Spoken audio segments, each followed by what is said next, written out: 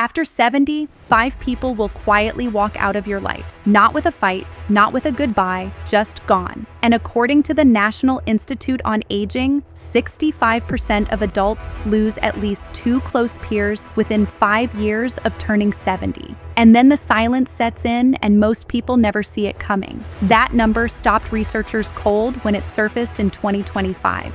Because these aren't strangers drifting away. These are the people who knew your younger self. The friend from 30 years ago, the sibling you grew up beside, the colleague who made Monday mornings bearable. One by one, without drama, without explanation, they stop showing up. The calls get shorter, the visits stop, and one day you realize the last conversation was 6 months ago and neither of you noticed. You scroll back through your messages looking for the moment it changed, and there is no moment. There is only the gradual thinning of something that used to feel solid. Most people assume it's their fault. They blame themselves for not reaching out more, for getting busy, for letting things slide. But science tells a different story entirely. Researchers now understand exactly why this happens, which 5 relationships are most at risk, and what you can do right now to stop the drift before it becomes permanent. We're going to name all 5 people, explain precisely why each one disappears, and give you a real plan to stay connected. Because losing your closest people after 70 is common. It is not inevitable. The invisible threshold. Most people cross it without realizing. They turn 70 and on the surface, life looks largely the same. Same house, same routines, same faces at the dinner table. But underneath, 3 massive forces are converging at once, and together, they quietly reshape every relationship a person has. The first force is retirement. When work ends, the social scaffolding built around it collapses overnight. Colleagues, lunch partners, the person you vented to in the break room, gone. Researchers at University College London found that acquaintances and non-essential contacts withdraw systematically in later life, often within the first 2 years after retirement.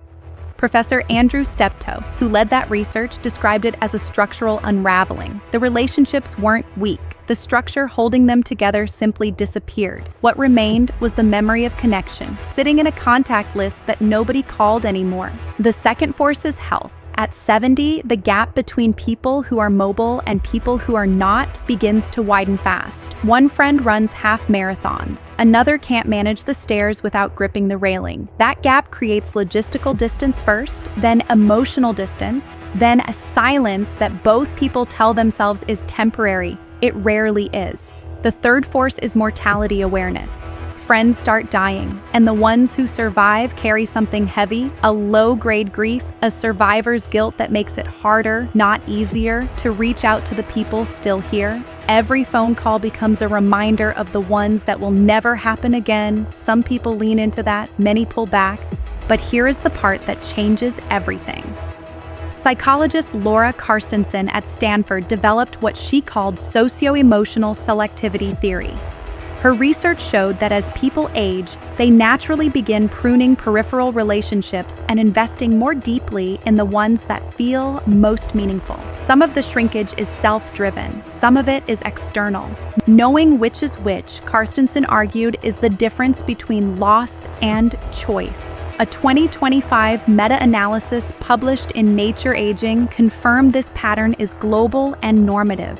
It is not a personal failure. It is a predictable transition, and predictable means preventable. The long goodbye. Nobody was paying attention to lifelong friendships back then. They seemed permanent, self-sustaining, immune to time. That was about to change. Picture 2 people who have known each other for 40 years. They met at work or in the neighborhood or at the school gate when their kids were small. They've been through marriages, divorces, funerals, and promotions together. They have a shared language built from decades of inside jokes and hard conversations. There are phrases between them that would mean nothing to anyone else. A look across a room that says everything. From the outside, this friendship looks indestructible.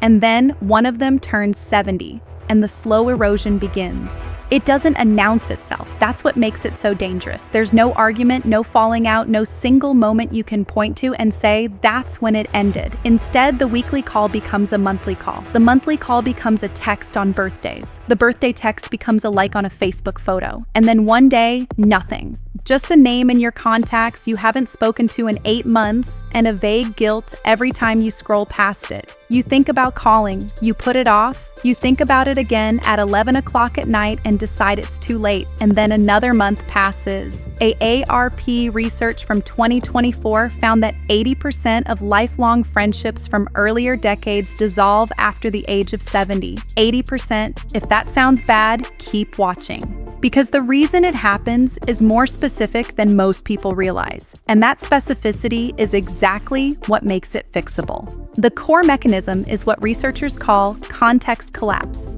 Most long-term friendships are sustained not purely by affection, but by shared context.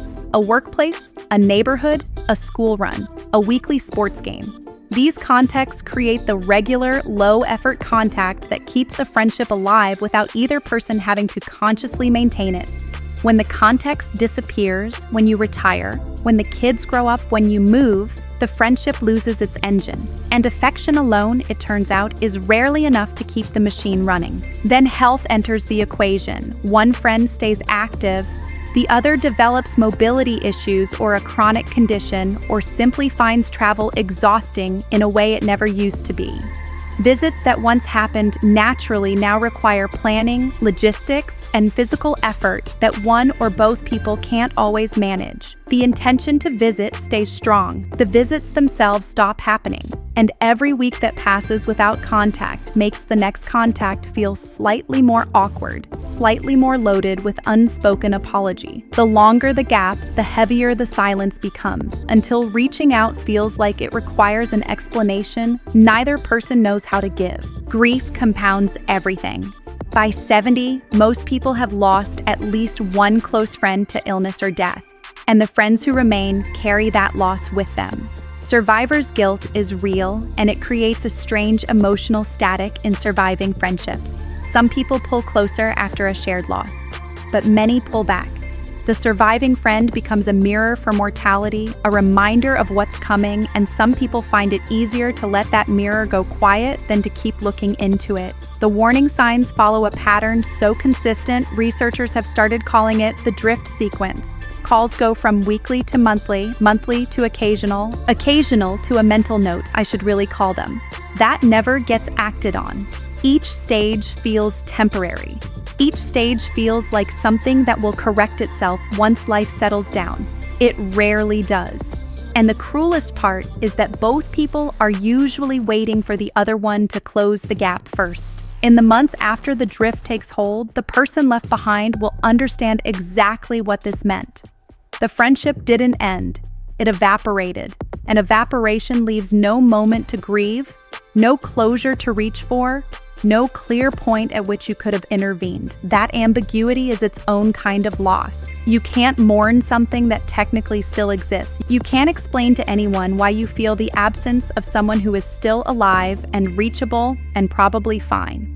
What the research makes clear is that lifelong friendships after 70 require something they never needed before: intentional architecture, scheduled calls, planned visits, explicit acknowledgement that the old context is gone and a new one needs to be built. It sounds clinical for something so personal, but the alternative is the drift. And the drift, for 80% of people, ends in silence. The lifelong friend is the first to go, but they are not the last. Up to this point, the lifelong friend had been the one relationship people felt certain would survive anything. That was about to flip, the adult child. It starts the same way every time. A Sunday call that used to last an hour now runs 20 minutes. A holiday visit that used to stretch 4 days gets trimmed to 2. The calendar fills up with reasons, and the parent standing in a quiet house after hanging up the phone tells themselves it's fine. Everything is fine.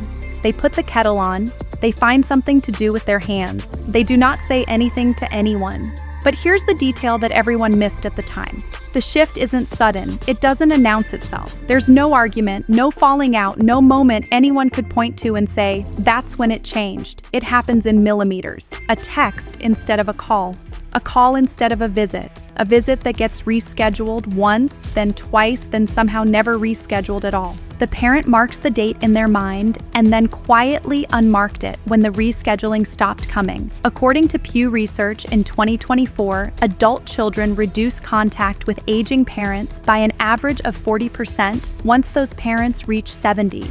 40%. That's not a rounding error. That's not a statistical anomaly. That's nearly half the connection, quietly removed from the equation while both parties pretend not to notice. It is a Tuesday afternoon in late autumn.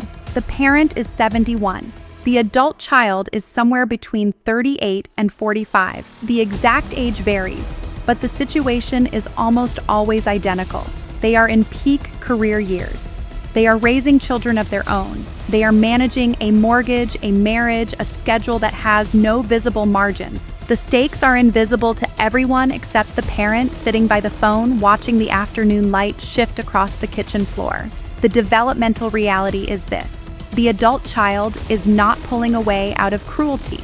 They are not pulling away out of indifference. They are being pulled in 17 directions simultaneously, and the parent, the one person who would never complain, becomes the relationship that absorbs the deficit, because the parent will understand. The parent always understands, and so the contact reduces, not all at once, gradually, organically, in a way that feels natural to the adult child and devastating to the parent who has begun, quietly, to count the days between calls. Geographic distance accelerates everything. An adult child in the same city might still manage a monthly dinner. An adult child in a different state, different time zone, different school calendar, different rhythm of life might manage a visit twice a year. An adult child in another country might manage once. And each visit, each call, each text carries the weight of everything unsaid. The parent performs wellness, the child performs availability. Both are lying gently out of love. The parent interprets the silence as rejection. That's the critical misread. The adult child is not rejecting the parent. They are simply living a life that has structurally outgrown the frequency of contact both parties once shared. When the child was young, proximity was built in. Shared meals, shared routines, shared space. After 70, none of that structure exists anymore. The relationship has to be chosen actively against the current of everything else demanding attention. And sometimes, most times, the current wins. The parent begins to adapt. They stop calling as often, not wanting to seem needy. They wait, they fill the time with other things, a book, a garden, a television program that runs too long into the evening. They tell their friends that their children are very busy, very successful, doing wonderfully. They say this with pride. They say this to cover the ache. They have become fluent in a language of cheerful deflection that nobody taught them, and everyone their age seems to speak. But the adaptation has a ceiling. There is only so much a person can fill with activity before the silence becomes structural. Before the empty chair at the dinner table stops being a temporary absence and starts being the permanent condition. Before the habit of waiting becomes indistinguishable from the habit of being alone. The adult child, meanwhile, has no idea. They call when they can. They send photos of the grandchildren. They text on birthdays and holidays, and sometimes just because. From their vantage point, the relationship is intact. Strained, maybe. Compressed, certainly, but intact. The gap in perception between parent and child is, by this point, enormous. One of them is experiencing loneliness. The other is experiencing Tuesday. This is not abandonment. That word is too sharp, too intentional. This is a developmental shift. The natural consequence of two people moving through different life stages at different speeds, with different pressures and different definitions of enough. The adult child is in the thick of building a life. The parent is in the quiet of watching one wind down. Both are doing exactly what their stage of life demands, but only one of them is alone at the end of the day. Researchers are careful to make the distinction. Reduced frequency does not equal reduced love. The adult child loves the parent, often deeply, often with a guilt that surfaces at odd moments during a commute, in the middle of a work meeting, at 2 a.m. for no apparent reason. The love is not in question, but love without presence, without contact. Without the ordinary texture of shared time, love alone cannot fill a house. Love alone cannot answer a phone. The moment of clarity arrives differently for every family. Sometimes it's a health scare that pulls everyone back into the same room. Sometimes it's a conversation that finally breaks through the performance, the parent admitting carefully that they've been lonely. Sometimes it's too late for that conversation. Sometimes the parent never says it at all, and the adult child only understands years later, sorting through a quiet house, what the silence had actually meant. They find a calendar on the kitchen wall with dates circled in pencil, dates that correspond to nothing they can identify, until they realize those were the days the parent had been expecting a call. The data does not moralize. It simply reports. And what it reports is this: 40% of contact gone, not through malice, not through neglect, through the ordinary machinery of modern life, grinding forward without looking back. The parent who understands this, who can name it as a developmental shift rather than a personal rejection, has a fighting chance. They can reach out differently, they can create new structures for connection, they can say directly, "I miss you, I want more of you," not as accusation, as invitation. That sentence, spoken plainly, changes more than most people expect. The parent who cannot name it, who absorbs the reduced contact as evidence of their own diminishing relevance, that parent drifts, quietly, in the same direction as everything else. But this wasn't just about the adult child anymore, because behind every reduced phone call and every canceled visit, a wider pattern was assembling itself. One that reached further than family, further than friendship, all the way into the hours a person had spent their entire life building, the work colleague. There is a party, there is cake, someone makes a speech about all the years, all the contributions, all the memories, there is laughter, there is a card signed by 30 people in different colors of ink, and then there is the drive home. The retiree sits in the car in the driveway for a moment before going inside. And then there is Monday morning, and then there is the silence. Retirement is sold as liberation, the finish line, the reward at the end of 40 years of alarm clocks and quarterly reports and fluorescent lighting. And in many ways, it is all of those things. But there is something that does not appear in the brochure, something that takes most people completely by surprise.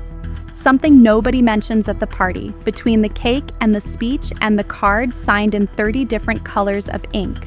According to Gallup research from 2023, 70% of former work colleagues fade entirely from a retiree's social circle within 2 years of their last day. 70% gone, not estranged, not in conflict, simply gone. The relationship, it turns out, was never really about the people. It was about the building. It is a Friday in June. The retiree is 68, 70, maybe 72. They have worked at the same company or in the same industry for decades. They know these people. They have eaten lunch with them. They have complained about management with them in hushed voices near the coffee machine. They have celebrated promotions, survived layoffs, attended weddings and funerals and retirement parties for others. They believe with complete sincerity that these relationships will survive the transition. They are wrong. Work friendships are proximity-based, not values-based. That is the structural reality that almost no one acknowledges out loud. The office, the physical, daily, mandatory shared space, is the engine of the relationship. Remove the engine and the vehicle does not move. It simply sits there, looking like a car, until it doesn't anymore. The exit is gradual. Lunch once, then a text, then silence. There is no formal ending. No conversation where someone says, "I think we're done here." It dissolves. The way fog dissolves, not dramatically, not all at once, but until you look up and realize you can no longer see the thing that was there before. The retiree makes efforts. They send emails. They suggest lunch. Some of those lunches happen once, maybe twice. They are pleasant. They are warm. They are also slightly awkward because without the shared context of the office, the conversation has nowhere natural to go. The complaints about the quarterly numbers don't land the same way when you're no longer in the numbers. The gossip about the new manager means nothing when you don't know the new manager. The shared language of the workplace evaporates, and what's left is two people who realize, with a quiet shock, that they may not have known each other as well as they thought. The silences between topics grow longer. The check arrives. Both people say they should do this again. Neither one follows up. The identity loss compounds the social loss. This is the part nobody warns you about. The job was not just a source of income and colleagues, it was a source of self, a title, a role, a reason to get up in the morning that was legible to the outside world. When the title disappears, when the role disappears, when the daily structure that organized time and purpose and social contact disappears, what remains? This is not a rhetorical question. For many people, it is the most practical and urgent question of their later years. And the answer, in the months immediately following retirement, is often not enough. The retiree wakes at the same time out of habit, makes coffee, and then stands in the kitchen with nowhere to be. The day stretches out in a way that once would have felt like luxury and now feels like something else entirely. The retiree doesn't tell anyone this. They talk about freedom. They talk about travel, about projects, about all the things they'll finally have time to do. And they do those things. But the doing of those things, alone or with a spouse who is also adjusting, does not replace the texture of a social world that was once built into the hours of every single weekday. It does not replace the feeling of being needed, of being known, of walking into a room where people look up and recognize you. The former colleagues, meanwhile, are still inside the building, still in the meetings, still in the group chat that the retiree is no longer part of and may not even know exists. Life inside the office continues without pause. The retiree was important. The retiree was liked. But the machine does not stop for any single part. It simply incorporates a replacement and keeps moving. By month 3, the retiree's desk has been rearranged. By month 6, the new person has their own coffee mug in the cabinet. By month 18, the landscape has clarified. The retiree knows, with a certainty they would not have believed on that Friday in June, that the work friendships are over. Not all of them. There may be one, possibly two, who make the transition, who turn out to have been genuine beyond the context of the office. But those are the exceptions. The data says 70%. The experience confirms it. What the retiree is left with is the question of what comes next. How do you rebuild a social world at 70 from scratch when the architecture that supported your previous social world no longer exists? How do you make friends, real friends, chosen friends, not proximity friends, when the mechanisms that once generated friendship automatically have all been removed? Some people find answers: volunteer work, community organizations, classes, new routines that create new proximity with new people. It's possible.